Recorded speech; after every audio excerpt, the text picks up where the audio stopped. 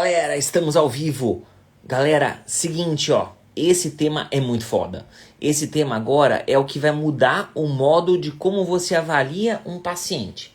A gente vai pegar tintim por tintim o que você precisa para saber avaliar de uma forma certeira a ferida de perna, tá? Então, essa é a live que vai fazer a diferença no seu atendimento a partir de agora. Então, vamos lá, galera. Então, se você já não está inscrito no canal, já se inscreve no canal, já curte, aperta no sininho, aquelas coisas todas de YouTube que eu sempre esqueço de pedir, tá bom? Então já chega, já entra, já vai curtindo, já vai mandando mensagem aqui pra mim, pra ter certeza que tá tudo certo, vocês estão acompanhando, tá? O que a gente vai fazer? A gente vai pegar o que você precisa olhar, tintim por tintim de uma ferida de perna, para saber como conduzir, tá bom? Então, é o seguinte, pessoal.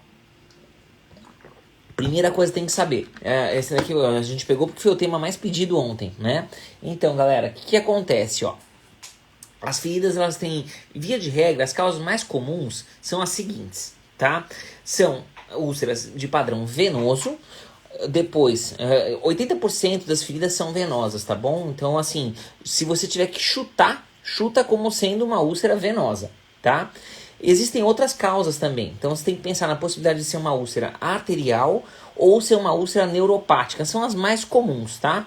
Causas menos comuns, aí você começa a pensar em infeccioso, você começa a pensar em vasculite, você começa a pensar em coisa autoimune, efeito de droga, coisas metabólicas, coisas por aí. Mas o arroz com feijão, galera, é úlcera venosa, arterial ou neuropática. Tá bom? Às vezes neuropática é até um pouquinho mais comum, complicações do pé diabético, né?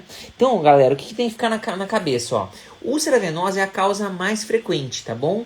E geralmente o que acontece? Galera, outra coisa, isso aqui é só um bate-papo, tá bom? Se ficar qualquer dúvida, qualquer coisa, manda mensagem, não fica com receio. Me para, isso é super importante. E outra coisa, eu não consigo passar imagem para quem tá aqui no Instagram, tá? Eu só consigo passar a imagem pelo YouTube.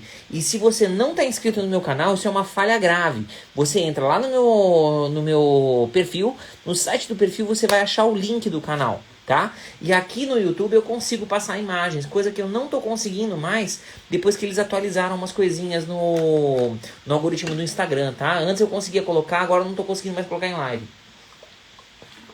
Então, pessoal, o que acontece, ó? A ferida venosa geralmente é a mais frequente, tá? E o que acontece? Você tem que imaginar o seguinte, a doença venosa é o quê? O sangue chega na perna, tem dificuldade de voltar e por isso que ele tem toda aquela sensação de peso, de queimação, de inchaço. Com o passar do tempo, o ferro do sangue pode sair do sangue, impregnar na pele e dar uma tonalidade mais escura. E além de, que é o que a gente chama de dermatite ocre, tá? E além disso, o que pode acontecer? Pode acontecer de ter tem aqueles cordões varicosos e tudo mais, tá? Então o que acontece? Como é uma úlcera venosa? Via de regra é uma úlcera na face medial, na parte de dentro da perna, tá? Que tem quando ela não está infectada, quando ela não tem sinal de infecção, o que acontece? Ela é uma úlcera totalmente indolor, tá? E geralmente ela tem o que a gente chama de então, aqui ó, cadê? Então, aqui doutor, como começa? Vamos lá, a gente tá começando agora, tá? Estamos vendo tipos de ferida, tá? Geralmente a úlcera venosa, que é a mais comum, é uma úlcera na face medial da perna, tá? E é uma úlcera de padrão totalmente indolor, face medial da perna, quando ela não tá complicada, tá? Que mais? Isso é o mais comum, tá? Como que seria uma úlcera? Geralmente é uma úlcera de fundo limpo. O que é fundo limpo? Tem tecido de granulação, tecido vermelhinho bonito, tá? Só que geralmente é uma ferida crônica. A gente considera a ferida crônica quando está aberta há mais de 2 semanas, tá? O que seria uma úlcera arterial? Eu não vou alongar muito nessa parte, porque a parte mais importante é a gente avaliar como que é o aspecto da ferida, tá? É mais para vocês terem uma ideia do que pode causar. A ferida arterial, que ela é secundária à isquemia, o que acontece? Se a gente está pensando em doença arterial, o sangue não está chegando. Então, palpe pulso do seu paciente. Todo paciente tem que ter pulso palpado, tá bom? Se o paciente tem uma doença venosa, esse paciente, ele vai ter pulso, tá? Se a doença for puramente venosa, ele vai ter pulso normal, tá? Isso é importante levar em consideração, tá? Então, ó, galera, fica mais fácil, ó. Pra quem tá aqui no YouTube, que nem eu te falei, eu consigo mandar as imagens pelo YouTube, eu não consigo mandar pelo Instagram, tá? Uma úlcera venosa, ele tem um aspecto mais ou menos assim, ó. Cadê? Aqui, ó. Apenas com a magia do planetário aparece uma imagem aqui para vocês. Tá aqui, ó. Para quem tá no YouTube, tá aqui, ó. A úlcera venosa é uma úlcera de fundo limpo, ela tem bordas bem delimitadas e, via de regra, ela é indolor. Esse brancão que está na ferida, na realidade, pode ser um pouquinho de fibrose, tá? E também tem um pouquinho de creme barreira que a gente colocou ali, tá? Eu vou evitar colocar muita coisa de imagem para eu não ser chutado do YouTube, tá bom? Cadê? Ah, ali a Meriane. Tenho 46, semana passada estourou. Então, Méria, o que acontece é o seguinte, eu não consigo te orientar por internet, tá? Melhor coisa a fazer é procurar um médico. Procure um médico na região onde você mora. Isso é super importante. Esse YouTube, essa live aqui, ela é direcionada para a área de saúde, tá? Isso aqui é direcionado pro médico que tem dúvida de como atender pacientes exatamente que nem você. Por isso que é tão importante a gente acompanhar isso e passar para frente. Então, o que fazer? Procure um médico. Antes de tudo, isso é super importante. Se você conseguir passar numa consulta com um vascular perto de onde você mora, é excelente, tá? Infelizmente, eu não consigo te atender daqui, tá bom? Então, Mato Grosso, precisa falar com alguém por aí. Desculpa, eu tô em São Paulo, tá? Então a gente consegue dar um jeito, tá bom? Procure um vascular na sua região. Essa daqui é uma live direcionada para a área de saúde. Eu não consigo, tanto é que eu vou falar em termos que é difícil alguém que não é médico entender, tá bom? Vamos dar um gás, tá bom? Procura alguém na região onde você mora para poder resolver, tá bom? Vamos lá. Como que é uma úlcera de padrão... Lembra, a úlcera venosa. O problema é que o sangue chega bem, mas tem dificuldade de voltar. Na hora de palpar pulso, ele continua com o pulso normal. Se o sangue está tendo dificuldade de chegar na perna, o que acontece? Você vai ter estigmas de isquemia crônica, tá? Lembra que esse negócio não é agudo. Isquemia, a ferida, ela não vai aparecer num paciente que é agudo. A isquemia aguda faz um quadro diferente. A isquemia crônica é o que? Lentamente as placas de aterosclerose vão fazer a lesão, desse cara ou pode claudicar, teve uma pancadinha, alguma coisa, precisava de mais sangue para cicatrizar, esse mais sangue não chegou, tá? Então o que acontece? Via de regra, esse cara não tem pulso, afinal de contas o sangue não está chegando na extremidade. Ele tem alguma placa de ateroma na topografia ou da femoral superficial, ou na poplite, ou em artérias de perna, e por isso o sangue não chega. E via de regra é uma lesão em extremidades. Geralmente é uma lesão fortemente dolorosa e geralmente em fundo sujo. Ou tem áreas de necrose, ou tem coisas mais por outra linha. Galera que está no Instagram, eu não consigo passar a imagem por aqui. Então vai lá no meu perfil e corre na rede vizinha, vai pro YouTube, tá bom? Porque aqui, ó, para quem está no YouTube, aqui em cima vocês estão vendo uma necrose de dedo. Isso aqui aparece por quê? Porque esse cara ele já era isquêmico, e ele teve uma pancada ou alguma lesão pequena que fez precisava de mais sangue para cicatrizar, esse mais sangue não chegou e por isso fez essa lesão. Outros detalhes são interessantes de se perceber. Quando você levanta o membro, ele vai ficar mais isquêmico, vai ter palidez e elevação. Se você botar o pé para baixo logo depois, como fica muito vasodilatado, ele vai ter o que a gente chama de hiperemia reativa, tá? Isso é super importante, tá? E daí o que acontece? Esse paciente, se você prestar atenção, você vai notar que ele tem poucos anexos na pele. Então o que acontece? Você vai notar que é uma ferida, é uma perna, não estou nem olhando só para a ferida, é uma pele mais ressecada, porque tem menos suor, é uma pele que tem poucos pelos, tá? O outro lado provavelmente também tem o mesmo perfil, galera. Então o que acontece? É uma pele que tem sinais de isquemia. Isso é super importante você conseguir identificar. E principalmente, palpe todos os pulsos do seu paciente, tá? Palpe todos os pulsos, é super importante, tá? Galera, tá dando para acompanhar o que é uma úlcera venosa, o que é uma úlcera arterial, deu para pegar? Então assim, grita de diferente, tá? Uma coisa é bem diferente da outra. Às vezes a úlcera venosa você não consegue palpar tão bem o pulso por causa do edema. Isso é super importante de lembrar. Se o paciente não tem dermatofibrose, aquela pele mais rígida por causa de fibrose da pele, você consegue comprimir o edema e depois você apertou e tirou o edema, você consegue palpar pulso. Essa é a sacada de você palpar pulso de paciente que tem insuficiência cardíaca, tá? Você vê que a pele é bem molinha, então quando você comprime, você tira o inchaço, você consegue palpar. Beleza, galera? Joga no chat pra mim, pra ter certeza que vocês estão me acompanhando, pra ver se tá tudo bem, tá? Outra coisa que a gente tem que pensar também é o seguinte: a terceira causa mais frequente são as lesões neuropáticas, tá? Nesse caso, a principal causa que a gente tem que pensar é o diabetes. O diabetes, galera, ele leva a uma lesão na microcirculação. Isso daí acontece por que razão? Porque você tem uma lesão, você tem os picos hiperglicêmicos destroem o vasa nervorum. Quando ele destrói o vasa nervorum, você tem perda sensitiva, você tem perda motora e você tem perda autonômica dessas estruturas. Então o que acontece? Esse paciente ele vai perder a inervação intrínseca do pé. E isso daí faz o quê? Faz com que ele fique com uma hiperextensão na falange proximal e uma hiperflexão na falange distal. Isso joga a cabeça do metatarso para baixo.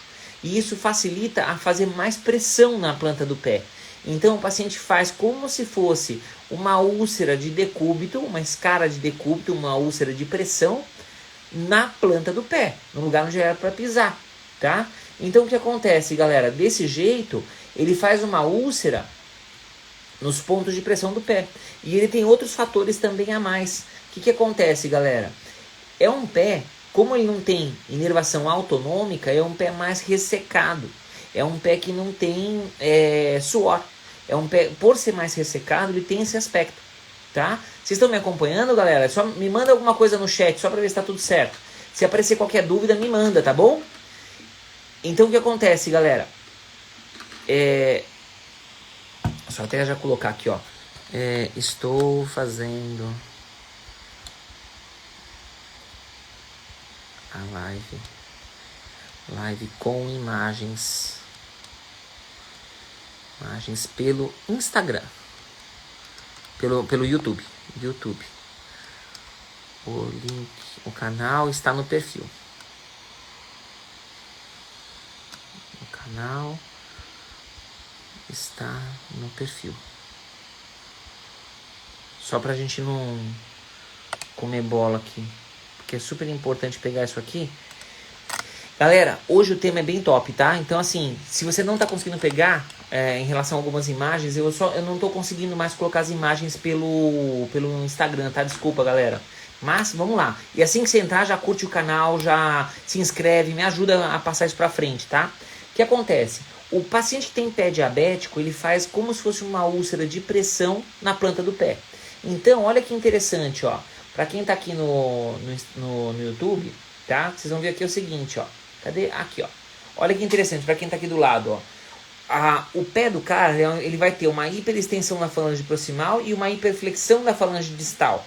Por causa disso, a cabeça do metatarso vai para baixo. Então, olha o que acontece. A cabeça do metatarso vai para baixo, ele vai fazer uma ferida na planta do pé, tá? Então, ele pisa com muito mais força. Quando ele pisa com muito mais força, ele vai fazer essas lesões. Beleza? Então, o que acontece, galera? Quando ele faz isso, o padrão da ferida, qual que é? Lembra, esse cara também não sente o pé, ele perde a sensibilidade. Então, o que acontece é o seguinte, é uma úlcera geralmente não infectada, geralmente é uma úlcera de bordas bem delimitadas, tá? E ele faz um aspecto muito parecido com aquelas úlceras as úlceras sacrais. Só que geralmente é na cabeça dos metatarsos. Olha que interessante. Aqui eu vou deixar essa imagem bem pouquinho tempo para não ser chutado, tá, galera? Essa imagem aqui é uma que é bem comum da gente ver na internet, tá? Que na realidade é uma lesão em ambos os metatarsos, tá bom? Bem na região da cabeça do metatarso. Olha que interessante. O cara pisa e daí quando ele pisa nessa região, ele faz a lesão, certo? E daí que vem o quadro todo. Beleza, galera? Tá dando para acompanhar? Qualquer dúvida, qualquer coisa, me manda mensagem, galera. O cara faz a lesão por causa disso, tá? E por que é tão importante saber essas coisas? Sabendo como a coisa se forma, você sabe como resolver. A úlcera venosa, como é que você resolve? Você resolve resolvendo as varizes do cara. Você vai comprimir para fazer com que aumente a potência das bombas e manda o sangue de volta para o coração. Você vai tirar a hipertensão venosa. O paciente que tem a lesão arterial precisa revascularizar. Você leva o sangue para a perna. Daí vai vai começar a chegar sangue e começa a cicatrizar. E o que tiver necrosado aí vai embora. Se tiver uma lesão neuropática, o que você tem que fazer? A lesão é por pressão. Então você tem que ajustar o calçado desse cara, tirar a pressão, Essa que é a lógica, certo? E o mais perigoso do pé diabético é o seguinte, o diabetes ele também não responde bem à infecção. Então, o que acontece? Como ele não responde bem à infecção, qualquer infecção no diabetes dá uma encrenca louca, tá? Então, a apendicite do vascular é o pé diabético. Então, é uma coisa que grita quando a gente vê isso, tá? Então, o que acontece? Como é que a gente identifica a infecção no pé do diabético? Infecção você vê como, galera? Você vê infecção com calor local, você vai ver infecção com vermelho, e a infecção ela corre pelos tecidos menos irrigados, né? Então, o que acontece, galera? Você vai ver o seguinte, quando você tem uma infecção de um pé diabético, o que você vai perceber? O que mais grita é o que a gente chama de linfangite, tá? Então, ó, para vocês terem uma ideia, ó, olha essa imagem aqui, galera. Se vocês olharem aqui do lado para quem está no YouTube, vocês vão ver o seguinte, é um paciente que já fez uma amputação do terceiro podo, terceiro dedo do pé, tá bom? E se você prestar atenção, tem um vermelho que está acompanhando pela parte central da planta do pé e vindo para a parte medial, tá? O que esse cara tem? Ele tem linfangite. E essa linfangite, galera, é uma coisa que grita. Isso daí é uma coleção de pus nessa região. Não dá para deixar, tá bom? Isso daí, galera, é o tipo de coisa que faz o cara perder o pé. Nesse caso, isso daí você precisa abrir essa lesão. Abrindo essa lesão, galera, o que você vai fazer?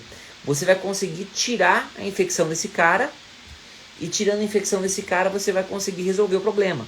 Lembra, o diabético não responde bem à infecção, tá? Então, esse cara está numa situação de urgência médica, precisa resolver o mais rápido possível. Certo? Quanto a outras causas, a gente tem que pensar em... Aí vai dependendo de caso a caso. Vamos para o arroz com feijão, porque isso aqui já te resolve mais de 90% dos casos. Não vai ser comum você pegar uma úlcera por vasculite ou por outras causas, tá? Melhor coisa a fazer quando você tem uma úlcera diferente é biópsia. É o que vai te ajudar bastante. Mas via de regra, o que você vai pegar mais é isso daqui que a gente está falando, tá? E para a gente pensar em como que a gente vai lidar com a ferida, a gente precisa lembrar como é que se dá a cicatrização, né? Então o que acontece, galera? Você tem algumas fases da cicatrização. De uma forma bem rápida, tá, galera? O que você tem? Você vai ter o seguinte, ó. Você tem uma fase inflamatória, em que você tem a parte de hemostasia, está muito perto com a parte de cicatrização, né? É tudo mais ou menos junto. Você se corta, então o que acontece? Primeira coisa que acontece é sangrar, daí ativa os fatores de agregação plaquetária, depois vai ter a quimiotaxia de plaqueta, depois vai ter a cascata de coagulação, e isso vai gerar um processo inflamatório. Esse processo inflamatório vai atrair o quê? Vai atrair macrófagos, tá? E esses macrófagos do tipo M1, esses natural killer, eles vão fazer o quê? Eles vão estar lá para gerar um processo inflamatório louco que vai destruir necrose e vai destruir bactéria. Essa que é a lógica da coisa. E daí, lentamente, conforme vai limpando esse tecido, vai começar a formar o quê? Vai trocando esse perfil de citocinas inflamatórias para citocinas não inflamatórias. Vai saindo do perfil de macrófagos M1, que são os inflamatórios, para os M2, que são os não inflamatórios. Essa que é a lógica da coisa, tá?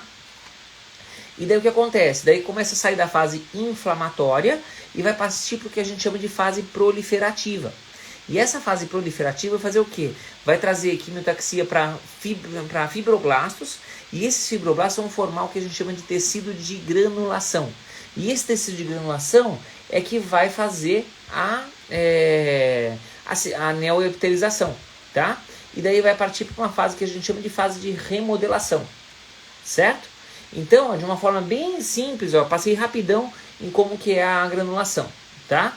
E o que acontece com a ferida quando ela cronifica? O cara fica preso, aqui ó, as fases da cicatrização. Primeiro você tem uma fase inflamatória, tá? Depois você tem uma fase proliferativa, que vai formar o tecido de granulação, que vai trazer os fibroblastos. E depois a fase de maturação, onde se forma a pele nova, tá? E daí forma uma cicatriz, tá? E daí o que acontece, galera? A ferida ela cronifica quando ela fica presa na fase inflamatória. E tem várias coisas que a gente pode fazer para mudar em relação a isso. E agora, como que a gente avalia a ferida? Que é exatamente aquilo que vocês estavam querendo saber. A gente usa um algoritmo, galera, que é o Timers, tá? O algoritmo Timers é o seguinte, pessoal, que é, é para você não esquecer o que avaliar numa ferida, tá? Inclusive o tipo de ferida, né?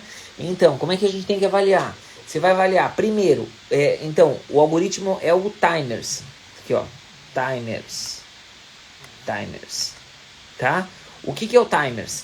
O timers é, primeiro, o tipo de ferida, tá? O tipo de tecido, tá? Se tem necrose, se tem fibrina, se tem esfacelos, se tem tecido de granulação, como que é cada tipo.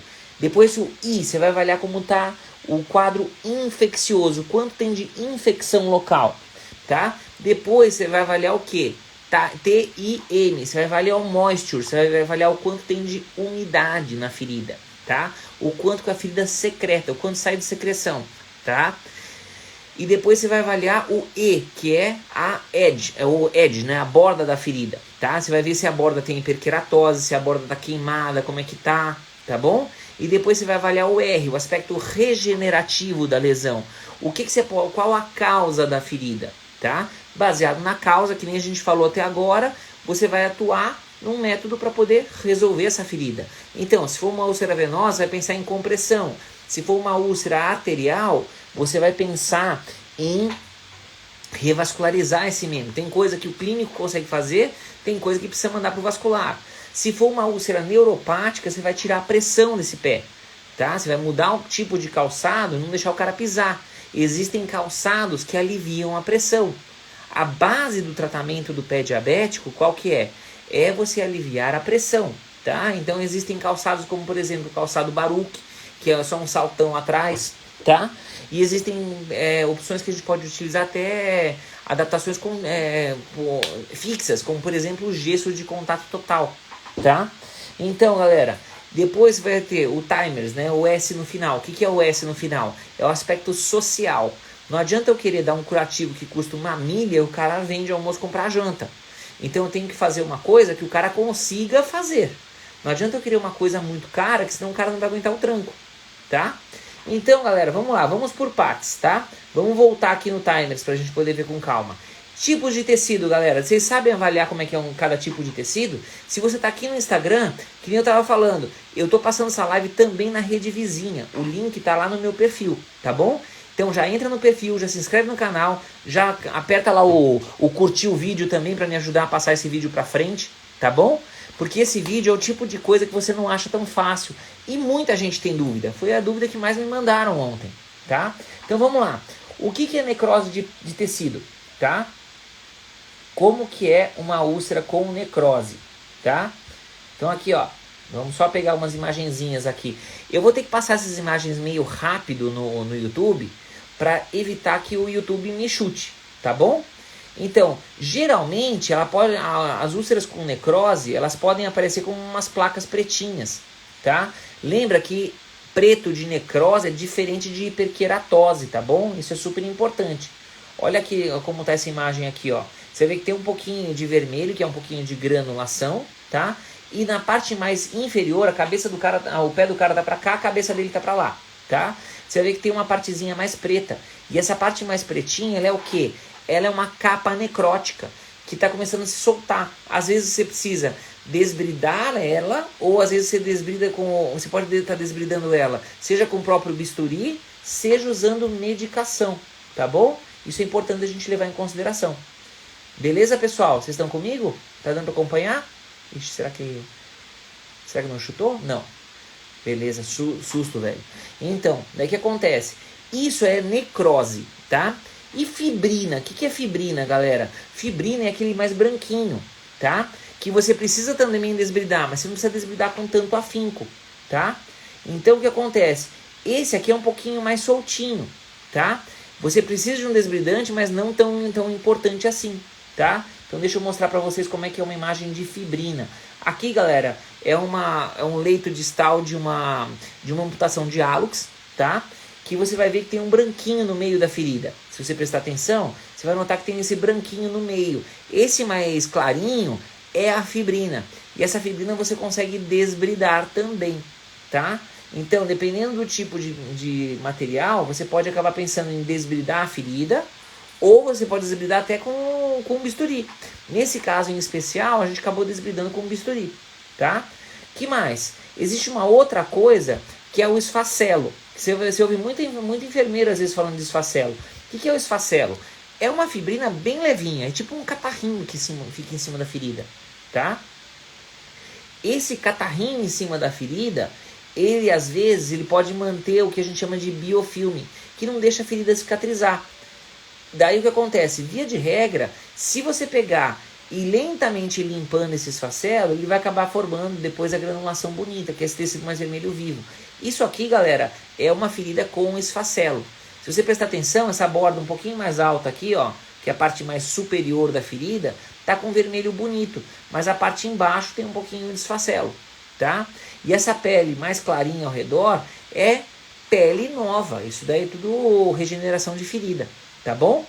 Então, galera, o que acontece? A partir daqui você já consegue identificar como que é cada coisa, tá? É muito importante você conseguir identificar. E o que é tecido de granulação? Um tecido bonito. A gente quer transformar os tecidos nesse tipo de tecido aqui, que é o tecido que lembra a carne vermelha, tá? Esse tecido é o tecido que vira pele. Pera aí, galera, acho que morreu no Instagram. Nossa, morreu a página. Morreu aqui o YouTube, galera. Deixa eu ver se eu consigo voltar para o YouTube. Então, pessoal, como que é o tecido de granulação? O tecido de granulação, pessoal... Então, pessoal, como é que é o tecido de granulação? É um tecido vermelhinho. É um tecido carne vermelha, tá? Esse tecido carne vermelha é o que vira a pele, tá? É aquele tecido vermelho vivo normal, tá? Vamos ver. Por favor, não tenha zoado total a gravação. Vamos ver. Então, daí o que acontece? Você tem que pensar em como preparar o tecido para poder correr atrás de deixar o tecido de granulação. Esse tecido, galera, você não vai pensar em limpar ele. Você vai preservá-lo para mantê-lo na umidade correta para fazer ele cicatrizar. Essa que é a ideia, certo? Então é dessa forma que a gente pensa, certo? Então o que acontece? Dependendo, que nem a gente estava falando, dependendo do tipo de tecido, a gente lança a mão de formas diferentes. Que estranho. Meu micro morreu aqui, galera. Tá até estranho aqui. Acabou a bateria do computador. Ele não entrou na tomada. Bom, galera, então, continuando. O que acontece? Você vai ter o seguinte. O tecido, você tem que pegar e desbridar o tecido. Para desbridando o tecido, ele vai acabar ficando numa condição melhor, certo? Então, o que acontece? Você tem vários tipos, dependendo do grau de... tipo de tecido. Depois, infecção. O que a gente vai fazer? Você vai ver o seguinte. Você vai ver o quanto que ele está infectado. Como a gente avalia a infecção? A infecção a gente avalia da seguinte forma. A gente avalia ele como? Você vai avaliar ele com sinais flogísticos. Igual a gente avalia infecção em qualquer outro lugar. Tá? Então o que você faz? Os sinais flogísticos... tá demorando aqui. Morreu meu micro. Então o que acontece? Os sinais flogísticos você vai avaliar como? Você vai ver hiperemia. Você vai ver aumento de secreção em comparação a como estava antes. Você vai ver... Ai, droga. Morreu o computador.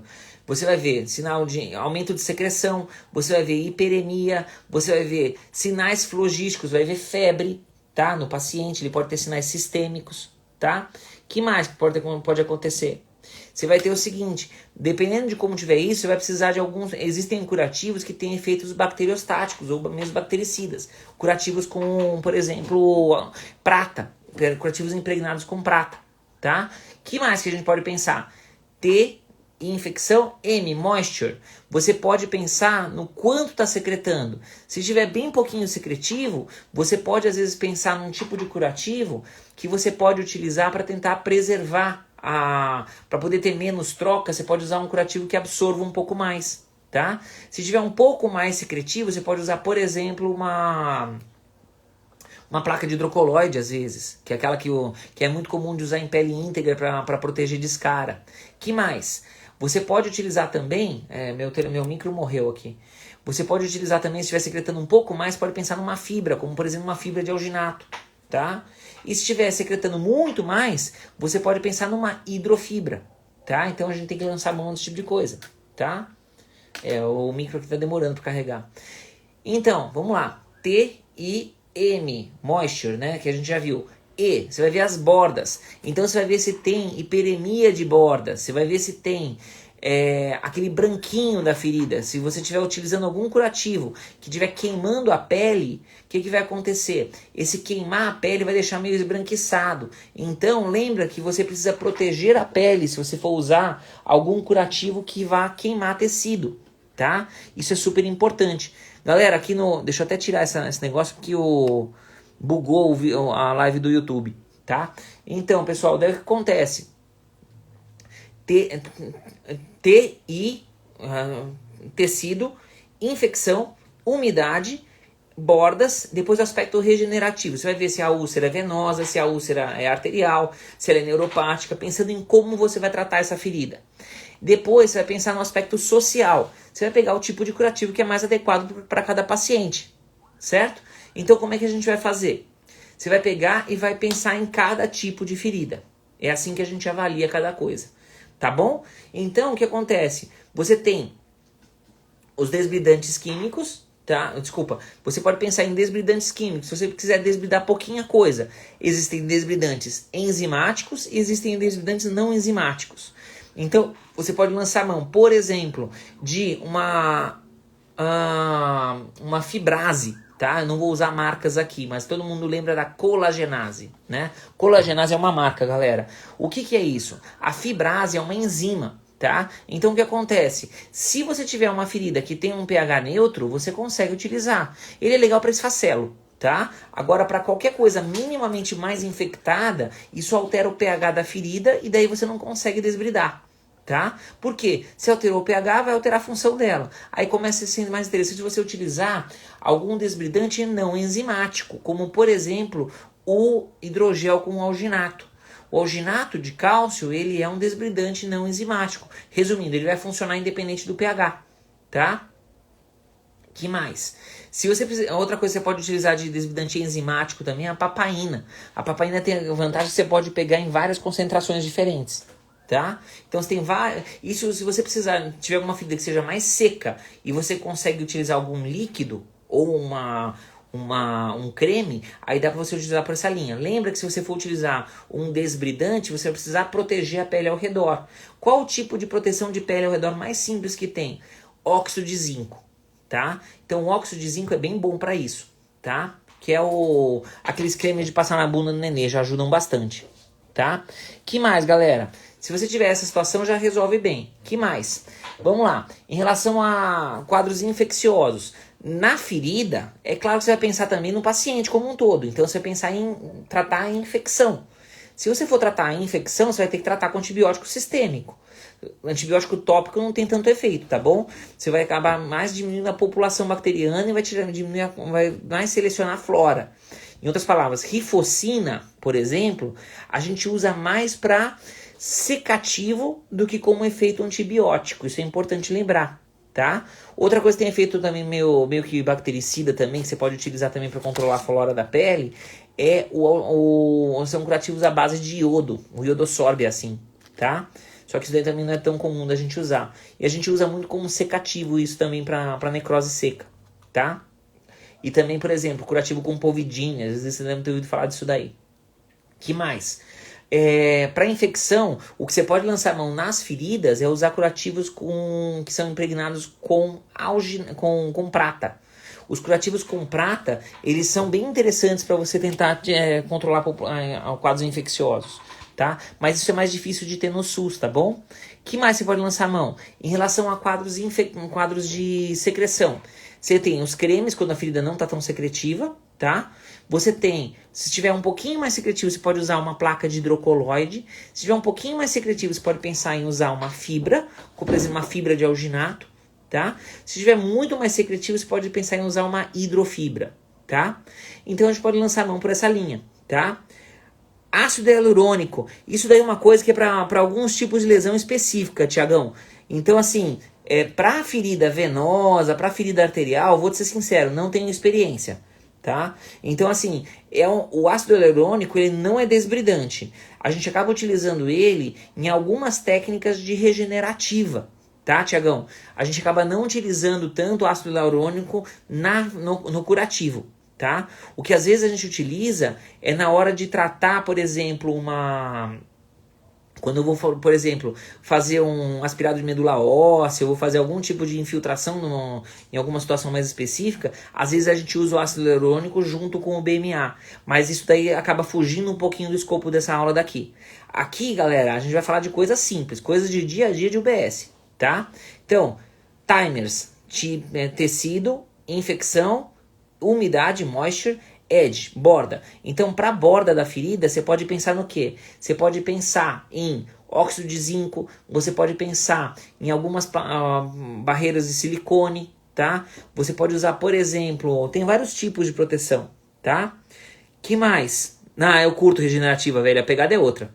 Então, dá pra fazer bastante coisa com isso daí, mas isso daí é outro escopo, tá? Isso daí a gente pega pra... Isso daí a gente acaba participando em outras situações. Que mais?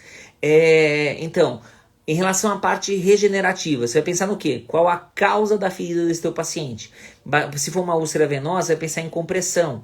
Sempre pensa numa coisa que é assim, se você for utilizar uma ferida, o teu paciente está acompanhando com você já há um tempo e ele não está infectado, você pode às vezes pegar uma ferida que não está tão secretiva e usar algum curativo que absorva um pouco mais para manter esse curativo mais dias fechado.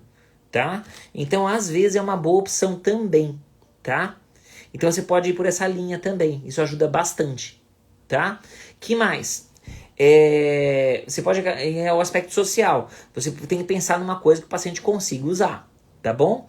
Existem curativos especiais também. Ali o Thiago comentou do ácido hialurônico, por exemplo, quando a gente faz algumas coisas de regenerativa, mas aí começa a ser um pouquinho mais elaborado. Um tipo de curativo especial que tem muita documentação de literatura é o curativo a vácuo, que é o quê? Você coloca o paciente, uma espuma e você coloca um sistema de pressão negativa nessa ferida. Então o que acontece? Você chupa a secreção, chupando essa secreção, você vai fazer o quê?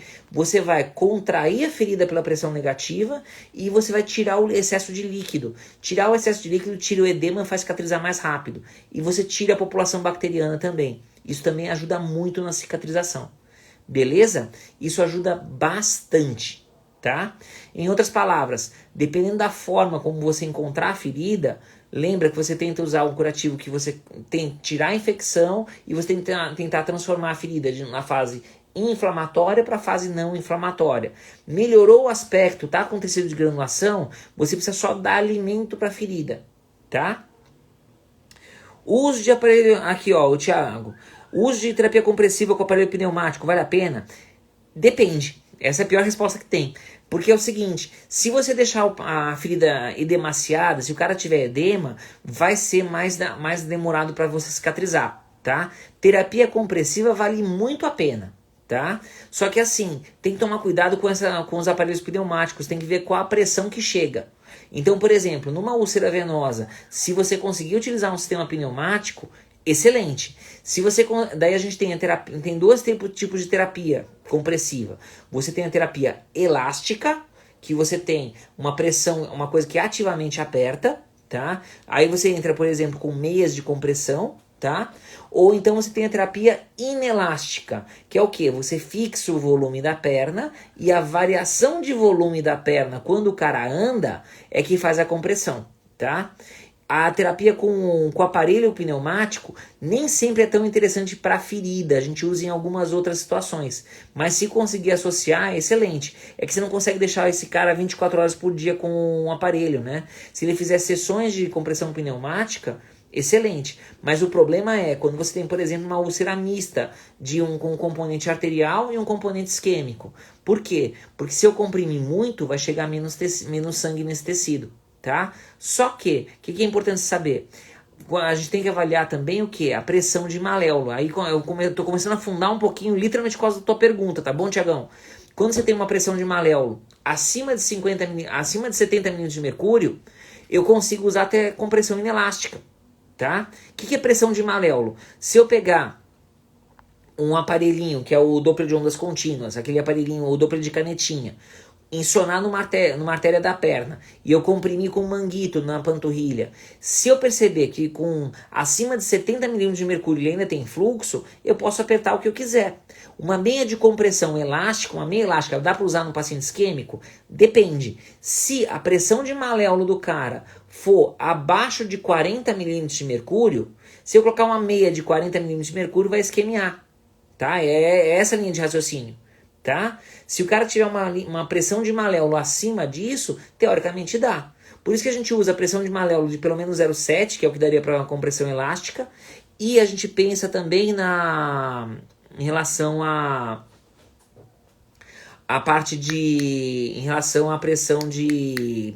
A gente pensa em pressão de trabalho e pressão de repouso. Aqui mandaram uma perguntinha, eu nunca nem tinha visto esse negocinho de pergunta, eu gostei desse negócio. Aqui mandaram uma assim, ó, pode usar Fitoscar em úlceras venosas?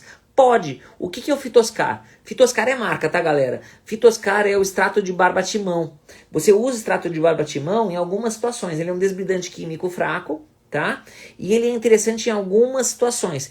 Eu, pessoalmente, não tenho grandes experiências com o extrato de barbatimão, tá? Mas é uma medicação bem interessante para você melhorar o leito da ferida. Quando você tem esfacelo, quando você tem fibrina, é uma boa opção, tá? Dá pra gente lançar mão disso, tá? Então o que acontece? Se você tiver ferida boa, você vai pensar no quê? Você vai pensar em algum método de você manter a umidade da ferida para poder viabilizar a cicatrização. Aí dá para você pensar em usar com a ferida com leito bonitinho, você pode ou deixar ela cicatrizar por conta, ou você pode usar alguma coisa, por exemplo, uma enxertia de pele, ou você pode pensar em alguns tipos de matriz, seja matriz de colágeno, seja matriz dérmica, que vai fazer o papel de um enxerto de pele, tá? E é essa linha que a gente pensa geralmente, tá bom? Só que daí eu tô pensando em coisas assim, tô juntando algumas coisas um pouquinho mais caras com algumas coisas mais baratas. Por exemplo, curativo a vácuo é uma coisa super boa para ferida que está muito secretiva, mas está bonitinha. Para eu conseguir controlar a secreção, para poder depois, com o tecido com um aspecto melhor, eu tiro o vácuo e entro com uma coisa para poder fechar. Seja com retalho, mexendo com cirurgia para poder fechar de cara, seja com um enxerto de pele ou deixando cicatrizar por conta. Beleza, galera? Então, a partir daí, você já tem uma ideia de como avaliar a ferida. Qual que é a lição de hoje? A lição de hoje é o timers, tá? Que é avaliar o tipo de tecido, avaliar o grau de infecção, avaliar a umidade, avaliar as bordas, avaliar o aspecto regenerativo, qual a causa dessa ferida, e o aspecto social, o que esse cara aguenta colocar no curativo. Beleza, galera? Ficou alguma dúvida, pessoal? A gente ficou perto de 50 minutos falando daqui de tipos de curativo, bugou a live do YouTube também, mas de qualquer forma, galera, vocês não vão ficar sem. Essa live aqui do Instagram, eu vou puxar ela daqui e é ela que vai pro YouTube, tá? Paciência, vai ficar sem imagens, mas é o que tem pra hoje, tá? Beleza, galera? Ficou alguma dúvida, alguma coisa? Show, Tiagão. Ficou alguma outra dúvida específica aí de alguma outra coisinha? Alguém mandou mais alguma pergunta? É a primeira vez que eu vi esse negócio de perguntas aqui embaixo. Assim, muito top isso. Nunca tinha usado. Beleza, pessoal? Fechou. Essa live, galera, assim que eu conseguir baixar ela daqui no Instagram, ela vai pro YouTube, tá bom? O link tá lá no meu perfil e ela vai ficar lá por uma semana, tá? Eu tentei acertar aqui, só que o meu micro bugou total. Então, eu vou dar um jeito de mandar assim que eu conseguir ligar esse micro de novo. Tá bom? Fechou? Totalmente excelente, galera. Então, essa live vai ficar por uma semana no ar. Essa aqui é a nossa live 225, tá?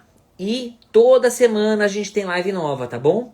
E elas ficam por uma semana no ar, depois elas ficam na nossa comunidade de alunos do curso 10 em 12, tá bom? E de vez em quando a gente abre vagas pro curso. Eu tô terminando de remanejar, assim que eu deixar ele direitinho, tá meio bagunçado lá, eu já abro novas vagas pro curso. Beleza? Falou, galera do mal. Até mais!